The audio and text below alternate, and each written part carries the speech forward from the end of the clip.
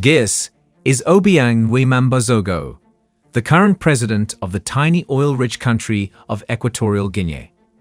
President Obiang has been in power since 1979, making him the longest-serving president not only in Africa but the world. During his time in office, he has been accused of numerous human rights violations, including torture, extrajudicial killings, and suppression of political opposition. Despite the country's immense wealth, much of it has been siphoned off by the president and his inner circle, leaving little for the average citizen.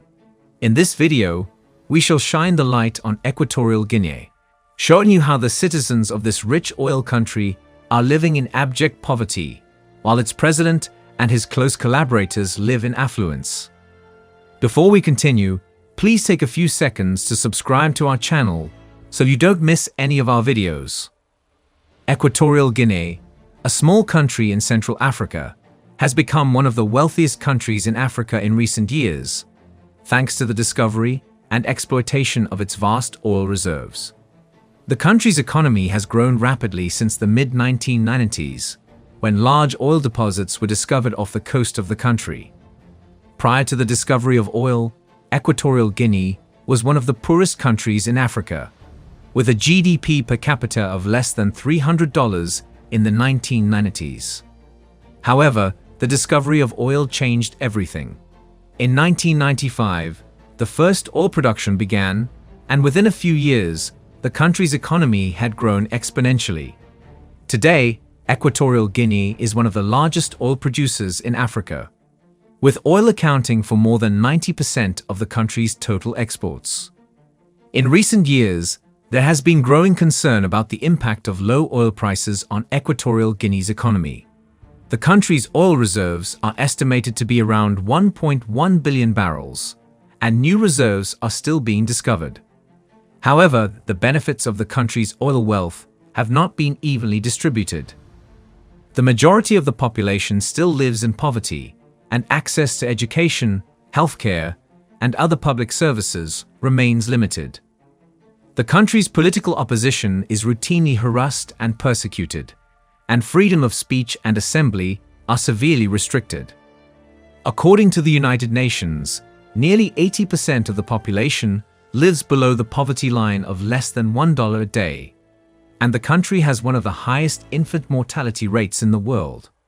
Meanwhile, President Obiang and his family live in opulence. Teodorin Obiang Nguema, the son of Equatorial Guinea's president Obiang Ngema Mbasogo, is known for his lavish lifestyle, which has drawn criticism from many quarters. Teodorin has been accused of embezzling millions of dollars from the country's oil revenue, which he has used to fund his extravagant lifestyle. He has been photographed driving luxury cars, flying in private jets, and sailing on luxurious yachts. In addition to his personal expenses, Teodorin has also been accused of using public funds to finance his lifestyle. In 2017, he was convicted in a French court of money laundering and misuse of public funds, and was ordered to pay a fine of 30 million euros. The French court found that Teodorin had purchased luxury properties and cars using money that was stolen from the state of Equatorial Guinea. Each time he travels abroad for shopping, high-end fashion brands close their shops to give him exclusive shopping privileges, and sometimes he asks his friend to come along with him on these ridiculously expensive trips. Teodorin's extravagant spending has drawn criticism from many quarters, including from human rights groups and political opposition figures in Equatorial Guinea. The country's wealth is largely derived from its oil reserves, which have been controlled by the Nguema family for decades, and many argue that the country's wealth should be used to improve the lives of its citizens, rather than being used to fund the lifestyles of the elite. Despite these criticisms, Teodorin remains a powerful figure in Equatorial Guinea, and is widely seen as a potential successor to his father. However, his legal troubles and controversial reputation have raised concerns about the future of the country and the role of the Nguema family in its politics. The views of the citizens of Equatorial Guinea on Teodorin Obiang Nguema's lavish lifestyle are difficult to gauge due to the lack of free and fair elections, limited freedom of expression, and a controlled media in the country. However, there have been some indications that many citizens are unhappy with the corruption and inequality that has characterized the country under the Ngwema family's rule. For example, in 2016, a group of Equatorial civil society organizations launched an international campaign called Stop the Looting to raise awareness about the corruption and human rights abuses in the country. The campaign called for an end to the kleptocracy of the Ngwema family and for the return of stolen assets to the people of Equatorial Guinea. In addition, there have been protests and demonstrations in the country over the years, despite the government's crackdown on opposition voices. These protests have often centered on issues such as corruption, inequality, and lack of access to basic services. It's worth noting, however, that dissent and criticism of the government in Equatorial Guinea carries significant risks, including arrest, imprisonment, and torture.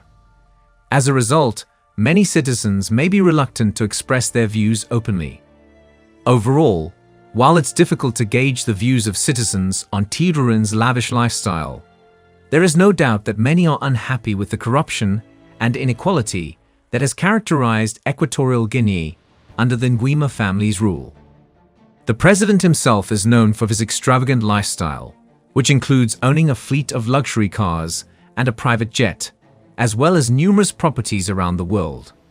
He has been accused of spending millions of dollars on personal expenses, including a lavish lifestyle for his family. The extent of the corruption in Equatorial Guinea under President Obiang's regime is staggering. In 2004, a U.S. Senate investigation found that more than $700 million of the country's oil revenue had gone missing, and much of it was believed to have been siphoned off by the president and his family. Meanwhile, the country's infrastructure and public services remain woefully inadequate. There is a severe shortage of healthcare facilities, and those that do exist are often poorly equipped and staffed. Access to education is also limited, with many children unable to attend school due to poverty. The country's political opposition is routinely harassed and persecuted, with many activists and journalists arrested and imprisoned for speaking out against the government. In 2017, the government banned all opposition political parties, effectively ensuring that President Obiang and his party would remain in power. The international community has been vocal in its criticism of President Obiang's regime and the country's human rights abuses.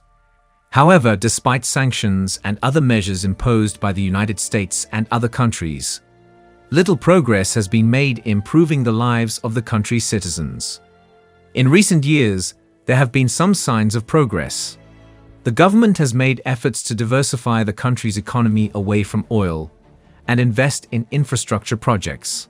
However, it remains to be seen whether these efforts will be successful in improving the lives of Equatorial Guinea's people. Ultimately, the situation in Equatorial Guinea is a stark reminder of the devastating impact that corruption and authoritarianism can have on a country and its people.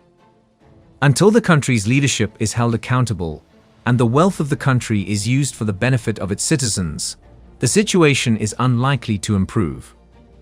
The disparity between the president's lifestyle and the poverty faced by the majority of Equatorial Guinea's citizens is stark and deeply troubling. The country's wealth should be used to improve the lives of its people, rather than being hoarded by a corrupt elite. Efforts have been made by international organizations to hold President Obiang and his family accountable for their actions, but progress has been slow. Until the country's leadership is held accountable and the wealth of Equatorial Guinea is used for the benefit of its citizens, the divide between the rich and poor in the country will continue to grow. Equatorial Guinea has one of the highest levels of income inequality in the world, with a small elite controlling a disproportionate amount of the country's wealth. Addressing this inequality is an important challenge for the country, and there are several steps that Equatorial Guinea could take to reduce income inequality. To conclude, the more Equatorial Guinea is getting richer, its citizens are getting poorer due to the fact that it has a dictator president who has refused to step down and give room for new blood.